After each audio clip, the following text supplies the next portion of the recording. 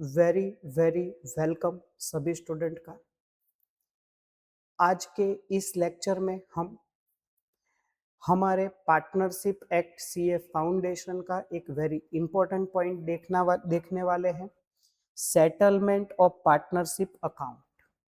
यानी कि जब पार्टनरशिप फर्म का डिसोल्यूशन होता है तब इसके हिसाब कैसे किए जाएंगे। तो सेक्शन 48 इसके बारे में क्या बोलता है।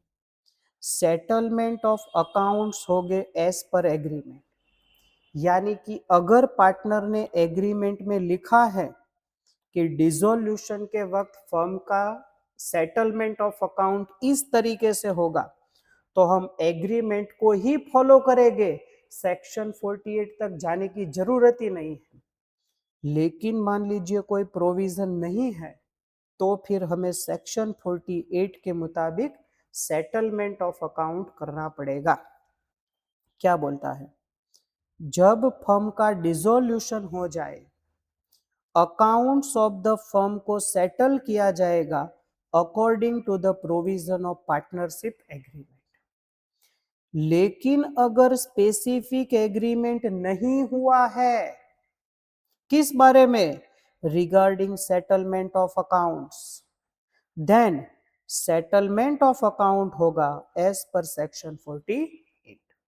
सेक्शन 48 क्या बोलता है कि लॉस का पेमेंट कहां से होगा। देखिए, ज्यादातर केस में फर्म बंद ही क्यों हो रही है, क्योंकि फर्म लॉस कर रही है। मान लीजिए हमारी फर्म का 100 लाख का लॉस है, तो हमारे जो पुराने रिजर्व पड़े हैं, रिजर्व में जो हमने प्रॉफिट इकट्ठा किया हुआ है उस प्रॉफिट में से इस लॉस का पेमेंट कर सकते हैं। मान लीजिए 100 में से 30 लाख का पेमेंट हो गया, 70 लाख अभी भी लॉस बचा है, तो उसका पेमेंट होगा पार्टनर की कैपिटल में से। देखिए, ये है हमारा लॉस, प्रॉफिट 30 लाख और उसके ऊपर है पार्टनर की कैपिटल 50 लाख। उस 50 लाख में से पेमेंट कर देंगे लॉस का। हुआ क्या, 100 में से 30 और 50, लेकिन फिर भी 20 लाख बच गया लॉस। तो ये 20 लाख का लॉस पे करने के लिए पार्टनर पर्सनली लायबल रहेंगे। देखिए क्या लिखा है, लॉस का पेमेंट कहां से होगा, सबसे पहले प्रॉफिट में से, उसके बाद कैपिटल में से, और उसके बाद पार्टनर पर्सनली इंडिविजुअली लायबल रहेंगे in their profit sharing ratio. Utilisation of assets, जब हम फर्म बंद कर रहे थे तो हमारी फर्म के पास 100 लाख की एसेट्स थी। इन 100 लाख की एसेट्स का यूज कहां पे होगा, तो सबसे पहले आउटसाइड लायबिलिटी के लिए होगा, आउटसाइड लायबिलिटी के लिए। तो 100 लाख में से 50 लाख थी हमारी आउटसाइड लायबिलिटी, वो पे कर दी। फिर अगर कुछ बचता है तो पार्टनर ने फर्म को जो लोन दी थी, पार्टनर ने फर्म को जो लोन दी थी उस लोन का पेमेंट करेंगे, से फॉर एग्जांपल 5 लाख रुपए।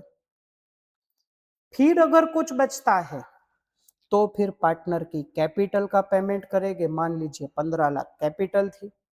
तो हुआ क्या, 100 में से 50 तो डेप्ट पे किया, 5 लाख पार्टनर की लोन और 15 लाख किसको दिया, कैपिटल को। अभी भी 20 लाख बच गए। तो ये अभी जो 20 लाख बचे हैं वो हम पार्टनर के बीच में डिस्ट्रीब्यूट कर देंगे।